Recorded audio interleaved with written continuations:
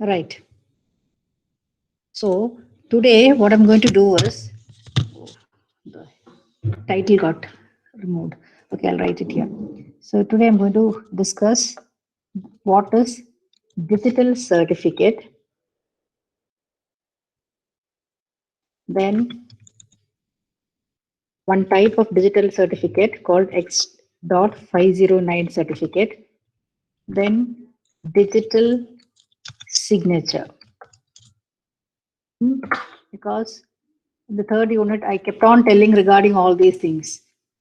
We discussed about X509 certificate being used in various places.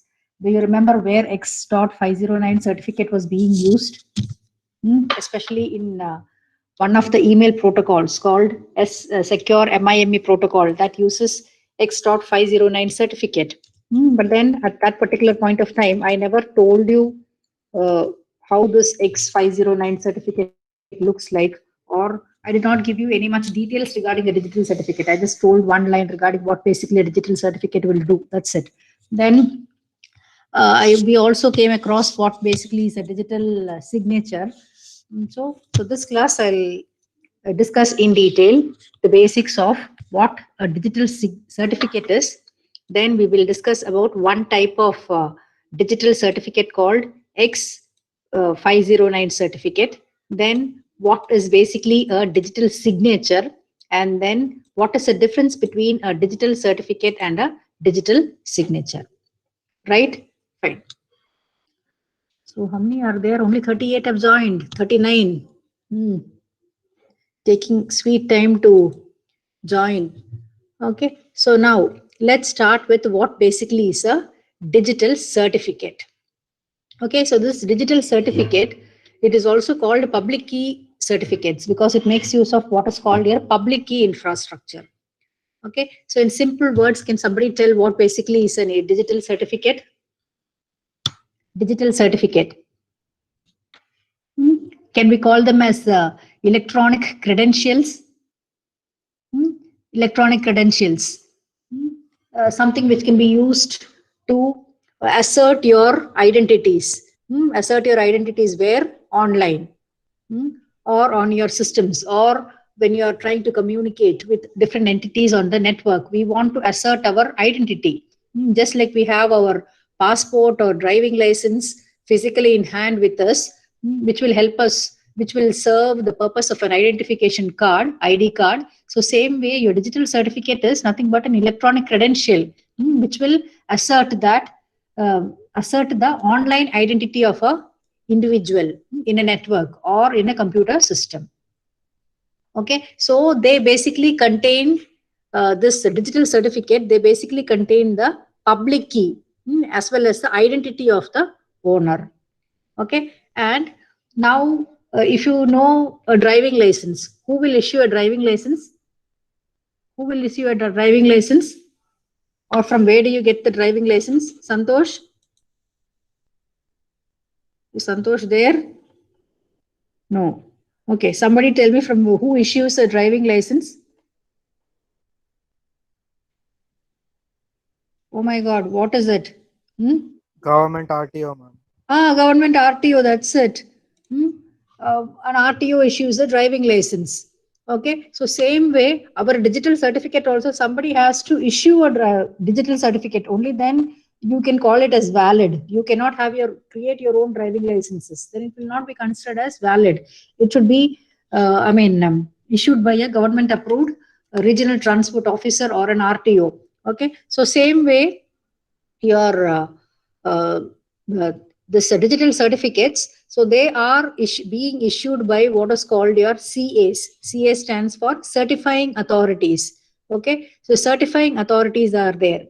Standard certifying authorities are there. So they will actually validate the identity of the certificate holder.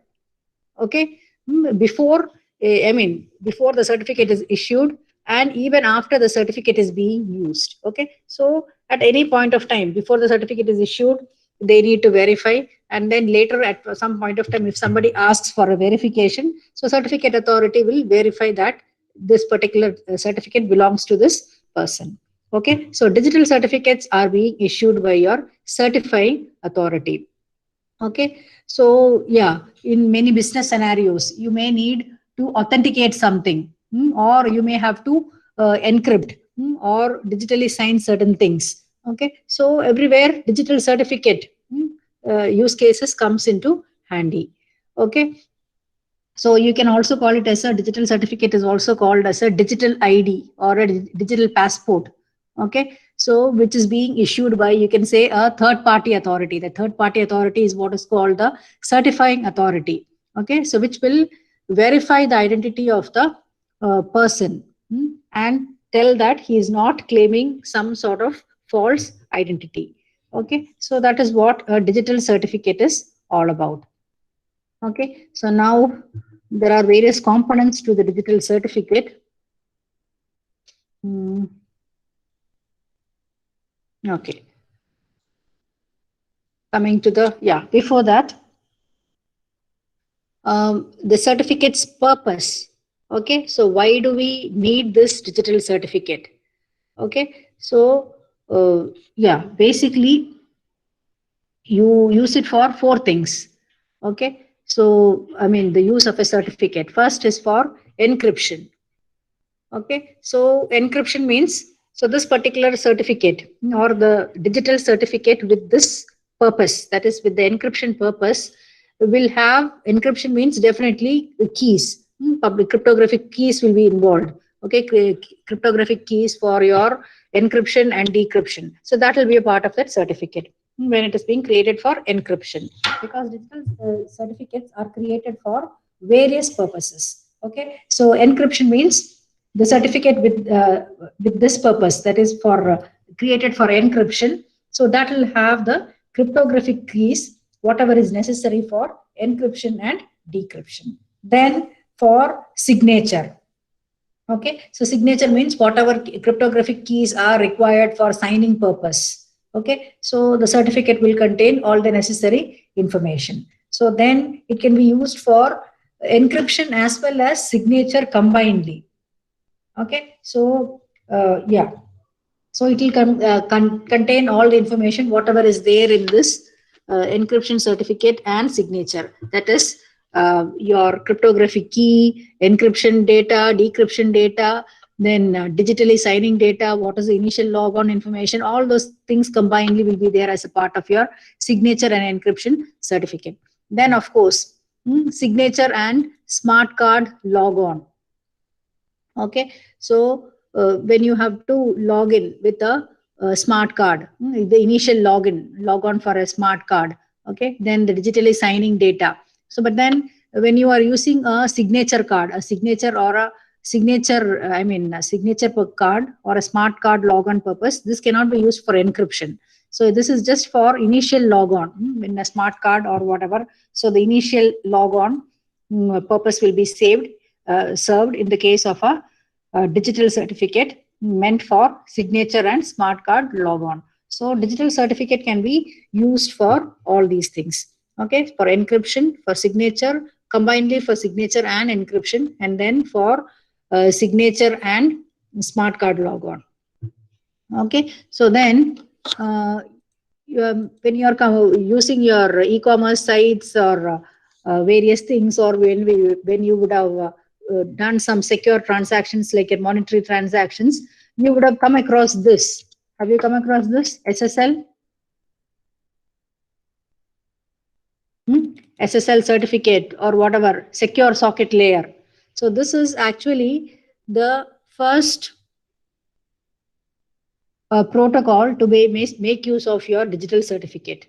Okay, so I mean nowadays they are being widely used whenever there is a need for signing or data encryption, or for the case of trust or any signature purpose, you come across this word SSL certified or SSL signature. Okay, so that's actually the first protocol to use the digital certificate. Okay, so now I told you what is a digital certificate, what is the purpose of it. Certificate's purpose, it can be for one of these things. And then when you next, let us see what are the components of a digital certificate. Okay, so when you say a digital certificate, okay, so what are the things that constitute your digital certificate? Okay, so when you say a certificate, all these information will be a part of your digital certificate. Okay, so first one is your serial number. Okay, so serial number, just like your registration number. So this is used to uniquely identify the certificate. You can call it as a certificate ID also, a serial number or something which will uniquely identify the certificate. So next will be the subject. Okay, so that will identify the person, or if it is an entity, so that will be identified. Then of course your signature algorithm. What is signature algorithm? Okay, so the algorithm or the technique which is used to create the signature. Then the actual signature, that is the next field, the actual signature. Okay, so to verify that it has come from the issuer or the person from whom it is intended to actually come from.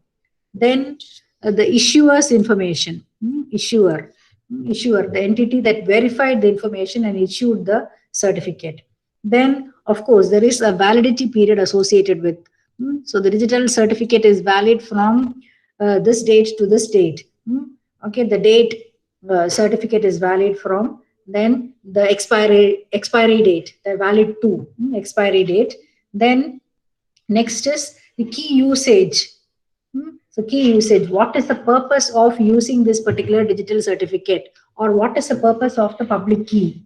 Okay, because digital certificates make use of public key infrastructure. It's all about public key. So the purpose of the public key. Okay, so why it is being used for, whether it is for certificate signing or for encryption or for signature or whatever. Okay, so these aspects I had discussed when we discussed the third unit, in fact. Okay, so why, what it is being used for. Then the key usage, yeah, then the public key, the key itself, key, the expiry date, this is the validity period, expiry date, the key usage, what it is being used for, then the public key, then the thumbprint algorithm, okay. So I had discussed about the concept of a hash coming up, hash values and all being computed. So for that you have techniques like SHA, secure hash algorithms and other things, but then that's beyond the coverage of our syllabus, so we are not discussing it. So out here the thumbprint algorithm tells you what algorithm is basically used to hash the public key certificate. Okay, so what algorithm is being used. Okay, then the thumbprint. Thumbprint is actually that hash value, the hash itself. Okay, yeah. So hash value or the hash itself is what is called a thumbprint. Okay, so these are the things which constitutes your what is called your digital certificate. Okay, digital certificate.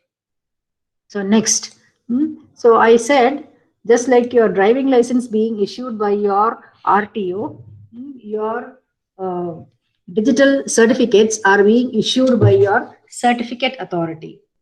Okay, so the certificate authority will issue this digital certificate, and the digital certificate will contain the, what it will contain, it will I told you it is public key infrastructure, so it will have the public key as well as the identity of the owner. Okay, so that matching private key, that will not be made available publicly. Public key is something which is available publicly. You can share it with your friends, or I mean whatever, or you can make it available in the online public directories. But then the matching private key for that particular public key, that will not be made available publicly, but that will be kept secret at the by the end user who generated that particular key pair. Okay, so whenever you say key, it is always a pair, a public and a private key. Okay, so because that certificate is also a confirmation, or it is a sort of validation by the certificate authority that the public key contained in the certificate, it actually belongs to the person, or it belongs to the organization. Okay, whatever is being noted or mentioned in that particular certificate, it tells that, it seals that it belongs to that particular person or the organization about which it is being mentioned in the certificate. Okay, so yeah, so it is up to the certifying authority to verify the application at the issue, I mean the applicant's credentials. Okay, I mean so that the users can trust that particular third party. Trust the particular, trust the information in the certifying authority's certificate. Okay, so you can say that the certificate authority is actually responsible for telling, yeah, yes, this particular person is who they say they are. And we, the certifying authority, has verified that, or certified and sealed, you can say. Okay, so once it is being verified and certified, then we can trust that person. Okay. So if the user trusts the certifying authority, and they can verify the signature, that is a certifying authority signature, then he can also verify that that particular public key indeed belongs to whoever it is being mentioned in that particular certificate. Okay, so actually there are many browsers, they maintain a list of this your certifying authorities root certificates. It's being publicly available also. Okay, then some of them, there are many organizations also provide, act as certifying authorities. And many a times large institutions or your government entities, they have their own certifying authorities also. Okay, so some, when they issue a digital certificate, they will charge you. Some they will make it without any cost.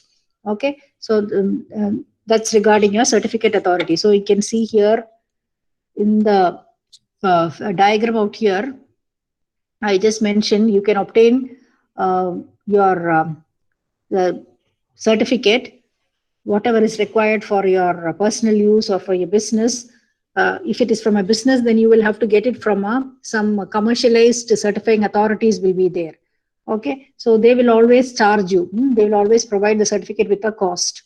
Okay, so the users, whoever requires it, if it's a business organization, they can directly approach the certifying authority. You can see here the middle one, the certifying authority. And that certifying, when the user approaches this certifying authority, so the certifying authority will issue, or they will generate a key pair on behalf of the user. Then they will hand over the private key to the user, and provide the certificate containing the public key. Okay, so the private key, when it will be generating a key value pair, okay, certificate authority. So the private key will be given to the user, and the public key will be embedded in the certificate with the issuing CA's signature, that is who has issued it, which CA, that is certifying authority, has signed it. Then after doing all the necessary validations as per the policies and guidelines of your certifying authority. Okay, so then again, users also has a provision to generate their key pair by using some sort of tools. I think Java has some tools with the help of which you can generate key value pair and generate signing request. Signing request, again, that has to go through the certificate authority itself. Though the users generate all these things, it has to go through your certifying authority, and then certifying authority will assure that the key value pair which is being generated by the users using the particular tool is also can be used. Okay, so that's the thing to be noted. And the point to be noted is the private key has to be kept secret.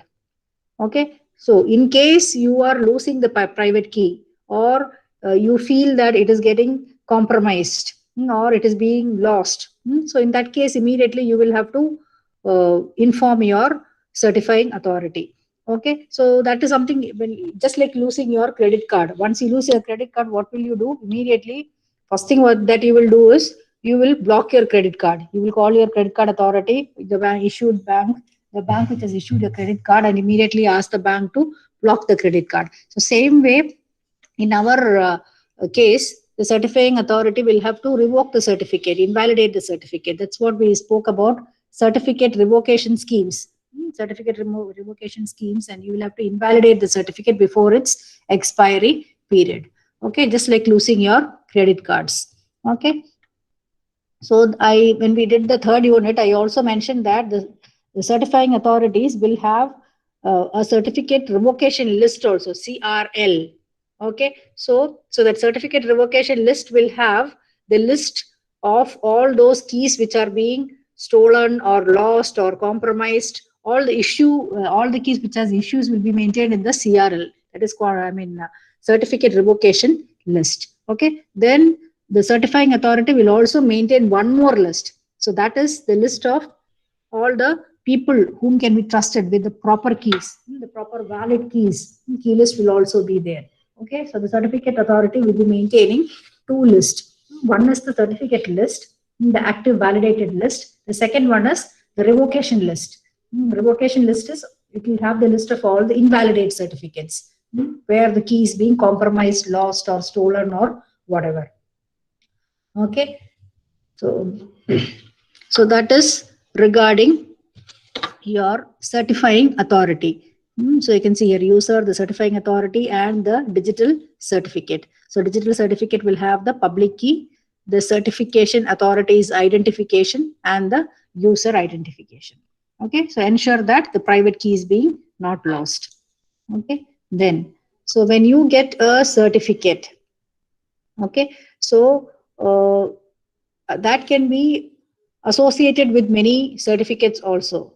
Okay, so for example, when you get your certificate for your public key, from a, especially from a commercial certifying authority, especially from a commercial certifying authority, then your certificate will be associated with a chain of certificates. So that's what is basically called the chain of trust, or the certificate chain, certificate path, or it is also called chain of trust. Chain of trust. So because he's a commercial CA, he would have issued the certificate to many people. So you are a part of a chain. You are a part of a chain of many certificates. Okay, so and again the number of certificates, that will depend upon this certifying authorities. They maintain certain hierarchical structure. Okay, sometimes it will be a single level structure when it's a single person, especially when it's a commercial CA, certifying agent. So it could be a two-tier structure or a three-tier structure or whatever. So here the one which is being shown is a two-tier structure, two-tier uh, hierarchical structure. Okay, so two-tier means, yeah, what you can see here in this particular diagram, this is a two-tier structure. This is a commercial CA. When it is an individual, it will be a single structure. Okay, so the owners or the users certificate will be signed by the issuing certifying authority, and the issuing certifying authority certificate will be signed by what is called a root certifying authority. You can see here root CA, root CA. Okay, and at the root level, the certificate will be self-signed. Okay, root. So that's how the signature goes. Okay. Okay, so that's regarding your digital certificates. Are you listening or sleeping? Listening, ma'am. Listening. Fatima, listening? Fatima? No response from Fatima. Fatima sleeping. Yeah, fifth hour is a dangerous hour. So what I discussed is all about what happened. Okay, so I told you what a digital certificate is all about. Why do we use it? What are the components of it? Who is the certifying authority? How it functions, and then how your certificate can be a part of a chain of trust. Chain of trust. Okay, so one such certificate is what is called, one such digital certificate which is being popularly used is what is called X.509 authentication certificate or authentication service. It's X.509 certificate. Okay, so this is a very popularly used digital certificate. Okay, so X.509, same way PGP certificate is also there, pretty good privacy certificate. So this is one of the most popularly used digital certificate. So that is basically used to verify whether a public key belongs to a user. Whatever is contained, that information contained in the certificate. Okay, so what does this X.509 certificate contains. You can see these are the components. So I'll show it as a diagram. When you say X.509, okay, so in the third unit, we discussed about two email protocols, PGP and Secure MIME. So Secure MIME makes use of this X.509 certificate. Okay, so when you say X.509 certificate, these are the components of it. You have the version, whether it is version 1, 2, I think currently the version 3. Then you have a certificate serial number. So that will be unique within the certifying authority, identifying the certificate. Okay, then you have the signature algorithm. Then and the issuer name. Uh, Issuer name. So generally it will be the certifying authority. Then the period of validity from and to date. Okay. Then the subject name. Subject name is nothing but the name of the owner. Okay. Then the public key information. The subject's public key information. When you say this, it can be the algorithm, the various parameters, then the key information, all these things. Then the issuer's unique identifier. Then the owner's unique identifier. This will be issuer's unique identifier is the information belonging to your certifying authority.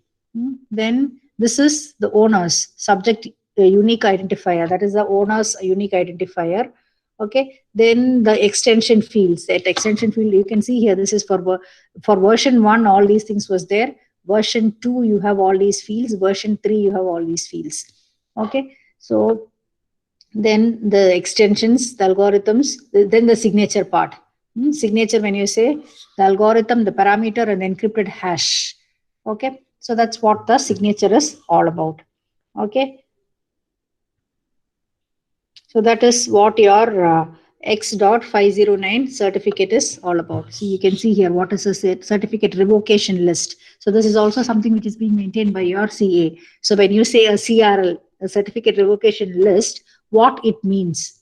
Okay, so these are the components of it. Okay, so this X.509, it's actually being made used. I mean, it's very popularly used in many internet protocols, including your SSL, your transport layer security, and it's basically the foundation for your HTTPS, the protocol, the secure protocol for internet browsing. Okay, so your X.509 is the certificate which is being used, and of course it's being used for many offline applications like your electronic signature and other things.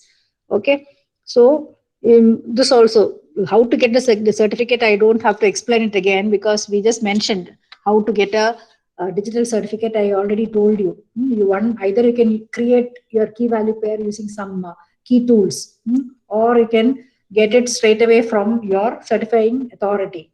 Okay, so and that's how you get hold of it, right? Okay, so next is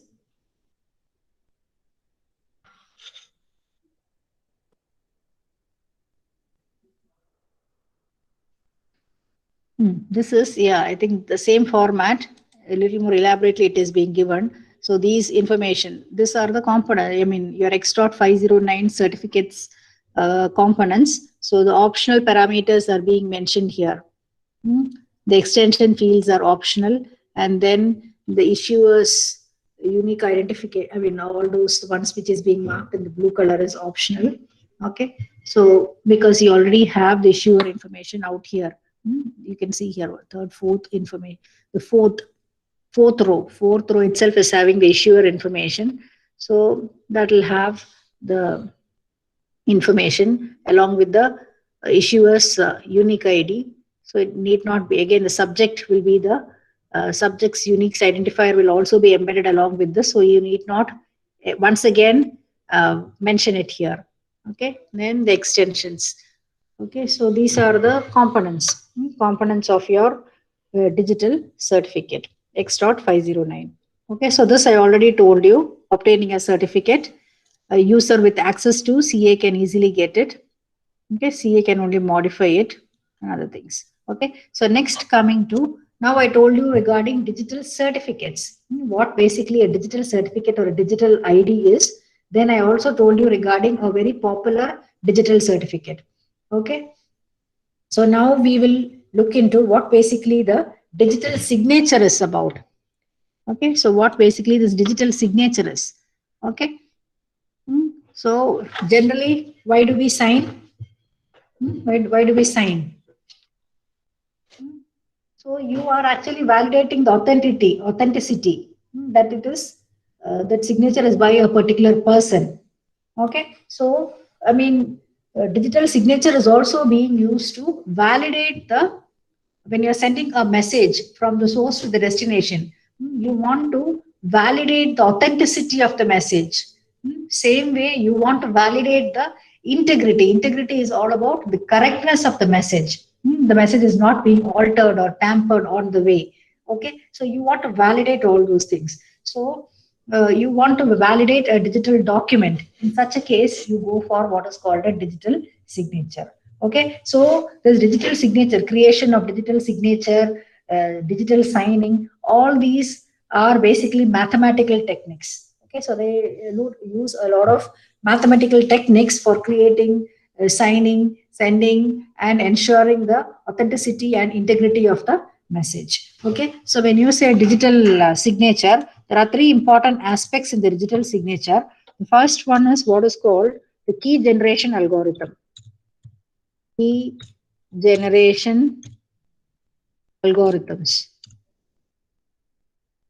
Key generation algorithms. Okay. Then second will be the signing algorithms. Signing algorithms. And third one will be the, what will be the third one? What can be the third one from with common sense? Signing is over. And after that, the sign has to be verified. After signing, the key generation, the signing part. After that, the third one is signature verification algorithm. So signature verification algorithms. Okay, signature verification algorithms. Okay, so these are the three things. Okay, so a lot of steps are involved in this. Okay, so when you say the key generation algorithm,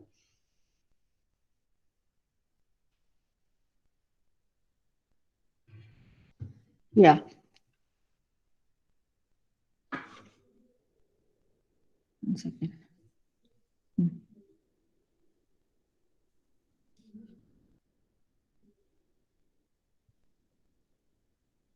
So when you go for this digital signature, what basically happens is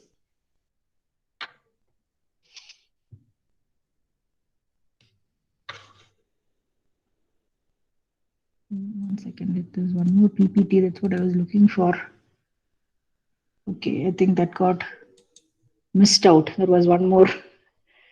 Right. Okay, I'll just tell it. Okay. Okay, so basically to create a digital signature, so you have the signing algorithms. So the signing algorithms, like your email programs or whatever, so they will be creating what is called a hash. You can say a hash value, a one-way hash of the particular data which has to be signed. That is the electronic data. Okay, so the signing algorithm after that will encrypt that hash value. Okay, I had a picture for it separately. Okay, you just look at this common picture now. Unfortunately, somehow I didn't get embedded or something. Okay, this is the overall picture, but then I had a picture separately for signing and sign verification. Okay, you can just look into this. Okay, so the signing algorithm will encrypt the hash value using the private key. Private key in the sense the signature key. Okay, so this encrypted hash along with the other information like the hashing algorithm, that's what is basically called your digital signature. Okay, so then the digital signature will be appended with the data. Digital signature will be appended with the data. So you can see here digital with the data, and that will be sent to the your receiver or to the verifier. Okay, so the reason why we are encrypting the hash instead of the big messages, the entire messages, the hash function will convert any arbitrary input into a smaller length field. Okay, so this will actually save the time rather than signing a very big message, which will consume a lot of time.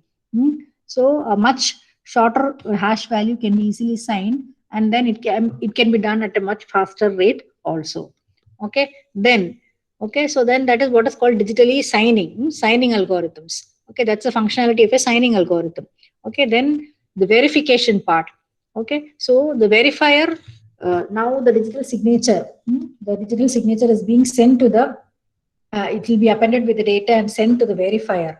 Okay, so that verifier at this side, the verifier will receive the digital signature along with the data. Then after that, it will use some verification algorithm to process the digital signature and the public key. Public key is nothing but the verification key, and it will generate some value. Okay, so then it will also apply the same hash function on the received data, and it will generate a hash value. Okay, so then after that you compare. Okay, that is the hash value and the output of the verification algorithm, both are compared. Okay, so if both are equal, then you can say that the digital signature has come from the proper person. And if the hash value and output of the verification algorithm is not the same, then you can say that the digital signature is invalid. Okay, so the hash value digest, they're all computed by applying some sort of hash function. Some sort of hash functions. There are different types of hash functions like one-way hash function, two-way hash. Okay, so that anyway, it doesn't come under the purview of your syllabus, so we are not doing it. So I just wanted to tell you that this digest or the hash, it's computed by applying the hash function on the message, and then the message digest or the hash will be encrypted using the private key of the sender. Okay, so that basically forms what is called your digital signature. So when you're saying digital signature, okay, so maybe I will, okay, I'll write it here. Your digital signature is equal to, I'll write it as ENC. ENC stands for encryption of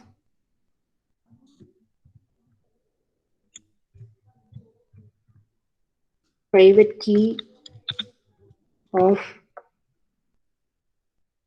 sender,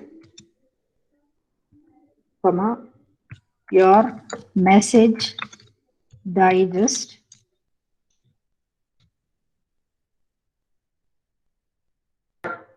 okay, and when you say message digest,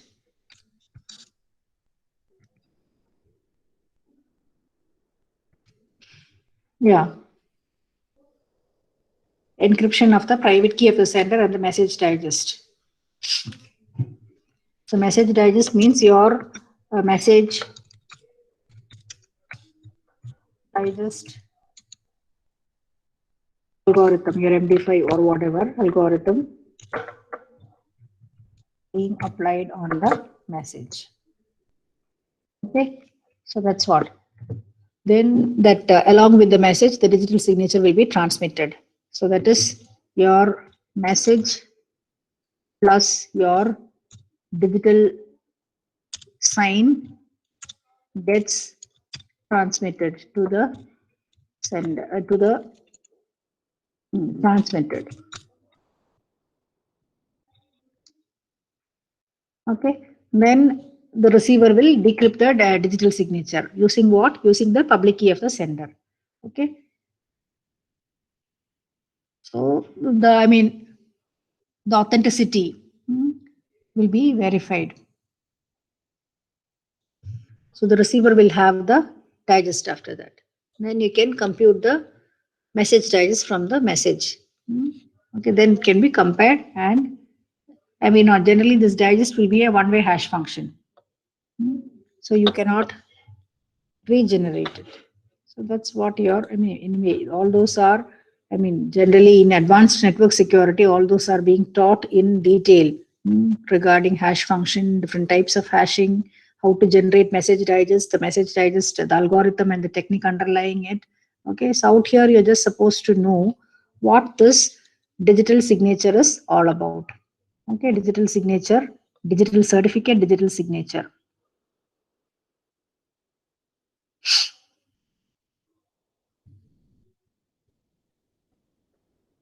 Okay, so I hope you have understood what the digital certificate and signature is about.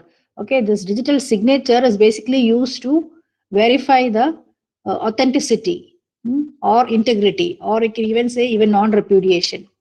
Okay, so it is assuring that the message is being sent by the person, the known user, and it is being not modified.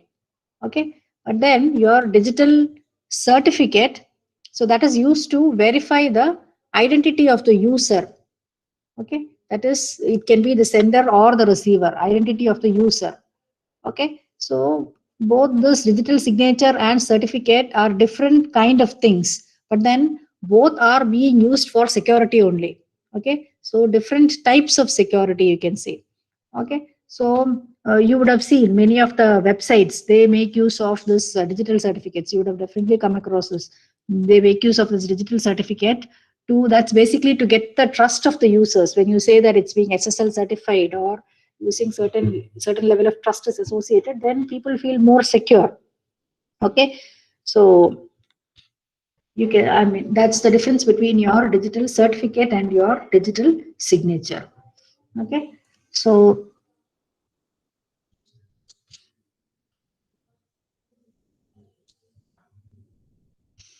and your digital certificates are being issued by your CAs, certifying authorities. And I mean, you have various steps for it. You have to generate the key, register, verify, creation, and all those things are involved. Whereas as far as your digital signature is concerned, it is basically the hash value of the original message.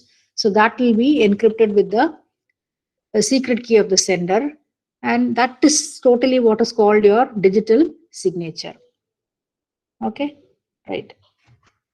So that's regarding the difference between your digital signature and digital certificate. So with that, we come to an end of this. So now let me take the attendance. So any doubts or people are sleeping?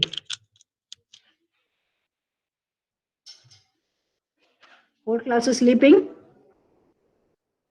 No doubts, ma'am. Some interference. Okay. Right. So now let me take the attendance. So I can see full say 53 here. Why? Because attendance was not taken. If attendance is taken in the beginning, so the strength reduces, dwindles to 40s. Okay, now answer the attendance. Shruti is not there. Present, ma'am. Shruti feeling sleepy, yeah? Very lazy to tell attendance? No, ma'am. No. Wait, this is A section, okay. Ryan? Present, ma'am. Ryan, present, ma'am. Yeah, yes. Because I was stuck on my side. Okay, Dipanshu Kumar? Present, ma'am. Vishal? Present, ma'am. Nitish? Present, ma'am. Shruti Kaushik? Yes, ma'am. Darshini? Present, ma'am. Fatima?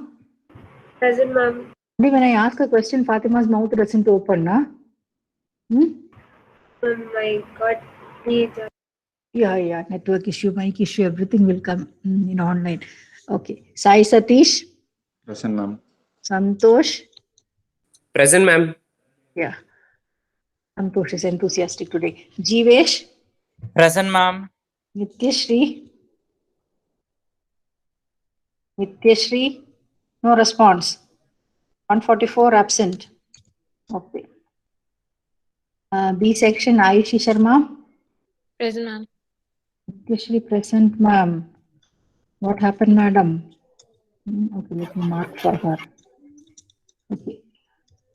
Ayushi is present. Rizwan, Present, ma'am. Sarthak, Present, ma'am.